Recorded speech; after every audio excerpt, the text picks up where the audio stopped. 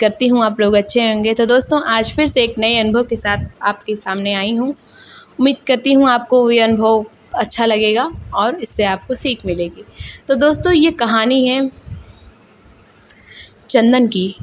चंदन एक बहुत ही सरल स्वभाव का लड़का रहता है। सबकी मदद करता, सबका भला सोचता और उसके माँ बाप भी बड़े सीधे साधे थे। चंदन पढ़ाई में भी ठीक ठाक था और खेती बाड़ी भी कर लेता था। वो अपने माँ बाप का इकलौता लड़का था। सब कुछ ठीक चल रहा था। उसने 12th पढ़ाई करने के बाद ग्रेजुएशन में एडमिशन ले लिया और पढ़ाई करने लगा। वो तैयारी करने के लिए इलाहाबाद चला गया अपने मौसा के बेटे के पास। उसने सोचा इलाहाबाद में अच्छी सी पढ़ाई होती है, मैं यहीं पे रह के तैयारी करूँगा। फिर क्या, वो पढ़ाई करने लगा और मन लगा कर पढ़ता। फॉर्म डालता, कभी 1 नंबर से कभी 2 नंबर से रुक जाता। फिर भी उसने उम्मीद नहीं छोड़ी थी क्योंकि उसे सरकारी नौकरी लेनी थी। उसका ये सपना था क्योंकि अपने घर में उसने गरीबी भी देखी थी और घर का अकेला बच्चा होने के नाते उसकी ये जिम्मेदारी भी थी। उसकी एक छोटी बहन रहती है, तो चंदन की यही सोच थी कि उसकी नौकरी लग जाए तो अपनी बहन की शादी अच्छे से कर पाएगा, नहीं तो कहाँ से करेगा, कहीं से कोई जमा पूंजी नहीं है। यही सोचकर चंदन पढ़ाई करता और जब भी उसका मन टूटता तो अपने माँ बाप का चेहरा याद करता, फिर से पढ़ाई करने में जुट जाता। चंदन दिन रात करके पढ़ाई करता और छोटे छोटे बच्चों को अब तो ट्यूशन भी पढ़ाने लगा क्योंकि कमरे का किराया देना, बिजली का बिल देना, अपनी पढ़ाई का खर्चा, घर से उसके कोई 1500 ही रुपए मिलते थे, वो भी उसके पिताजी किसानी कर कर देते थे।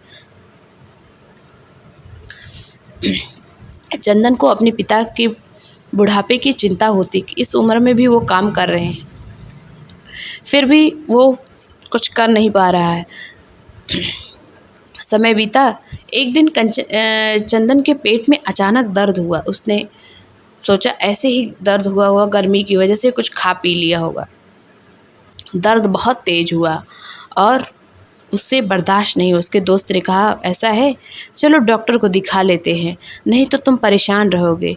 रात भर बीतने के बाद सुबह वो डॉक्टर के पास गया। डॉक्टर ने अल्ट्रासाउंड किया तो उसमें पथरी निकली जो ऑपरेशन करने के बाद ही ठीक हो सकती थी। अब तो चंदन रोने लगा। उसने सोचा पहले ही पैसे की इतनी कमी है, अब मैं कहाँ से ऑपरेशन करवाऊँगा, क्या करूँगा। उसने अपने घर पर भी नहीं बताया।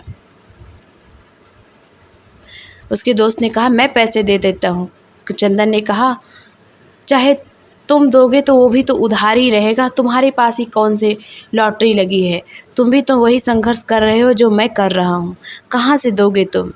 अब उस सोच में पड़ गया। फिर उसका एक दोस्त आया, उसने कहा हम लोग मेहंदीपुर जा रहे हैं, चलोगे।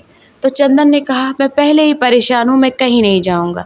उसने कहा अरे नहीं भाई, बस जा रही है, चलो चलते हैं, केवल किराया भी 300 देना है, मैं दे दूँगा तुम्हारा किराया और तुम चले चलो, बाद में मुझे दे देना किराया। तो चंदन ने कहा नहीं मैं नहीं जाऊँगा, मेरी तबीयत नहीं ठीक है।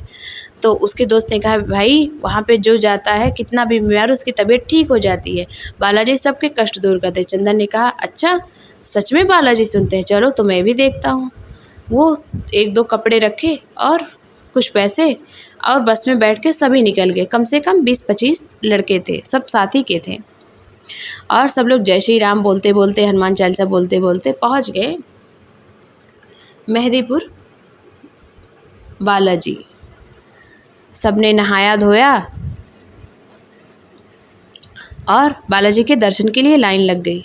चंदन यही सोच रहा था क्या होगा, ऑपरेशन कराऊं, पढ़ाई करूं, बहन की शादी, सब सोच ही रहा था। उसने कहा हे बालाजी आप तो सब जानते हैं, सबके मन की बात जानते हैं, मेरी भी परेशानी दूर करिए तो जानूं कि आप सुनते हैं। उसने बालाजी के दर्शन किया, बहुत रोया, वहाँ बैठ के बहुत रोया और हनुमान चालीसा पढ़ी और सीताराम का जाप किया। फिर दूसरे दिन सब लोग चले आए। तीसरे चौथे दिन की बात है, चंदन सुबह उठा, जब वो नित्य क्रिया के लिए गया तो उसकी दोनों पथरियां गिर चुकी थी और उसे ये विश्वास नहीं हो रहा था, शायद वो नित्य क्रिया करते वक्त उसकी 2 पथरियां गिर चुकी थी और उसे इस एहसास तो हुआ क्योंकि उसका पेट में वो दर्द जो था ना उसमें आराम मिल गया। लेकिन उसने सोचा हो सकता है, मुझे शंका हुई ऐसा कैसे हो सकता है। फिर उसने डॉक्टर के पास गया, शाम को अल्ट्रासाउंड कराया। डॉक्टर कहा ये तो कमाल हो गया, तुम्हारी तो दोनों पत्नियां गायब हो गईं, ये हो ही नहीं सकता। उन्होंने फिर अल्ट्रासाउंड किया जिसमें यही दिखा कि उसको कोई पथरी उतरी नहीं, वो एकदम स्वस्थ है। डॉक्टर ने कहा तुम्हें ऑपरेशन की ज़रूरत नहीं है, तुम एकदम ठीक हो। फिर क्या, चंदन बाहर आया और बालाजी के मंदिर जाकर बहुत रोया। उसने कहा प्रभु आप सच में सुनते हैं, मुझे तो लगा ही नहीं कि आप इतने भक्तों में, मैंने तो आपकी भक्ति भी नहीं की, बस आपके सामने खड़ा हो गया और आपको पुकार लिया, आप दौड़े दौड़े मेरी मदद के में चले आए। फिर चंदन ने बहुत अच्छे से पढ़ाई की, उसकी एक लेखपाल की पोस्ट पर जॉब लगी और वो अपने नौकरी के बल पर अपनी बहन की शादी बहुत अच्छे से किया और अपने माँ बाप की भी वो सारी ज़रूरतें पूरी करता। और अब वो मेहंदीपुर हर साल जाने लगा था। उसे बालाजी पर अटूट विश्वास हो गया था कि कोई साथ दे या ना दे, बालाजी कभी अपने भक्तों का साथ नहीं छोड़ते। तो दोस्तों ये अनुभव आपको कैसा लगा कमेंट बॉक्स में ज़रूर बताइएगा। अच्छा लगा हो तो जय श्री राम लिखे बिना मत जाइएगा। चलिए मिलते हैं आपको एक नई अनुभव के साथ। तब तक अपना अपने परिवार का ध्यान रखिए और बालाजी पर विश्वास बनाए रखिए। और उनको जय श्री राम का जाप बहुत पसंद है। आप जब भी कहीं मंदिर देखिए तो जय श्री राम जरूर बोला करिए। जय श्री राम, सीताराम, राधे राधे, जय माता दी, हरे कृष्णा।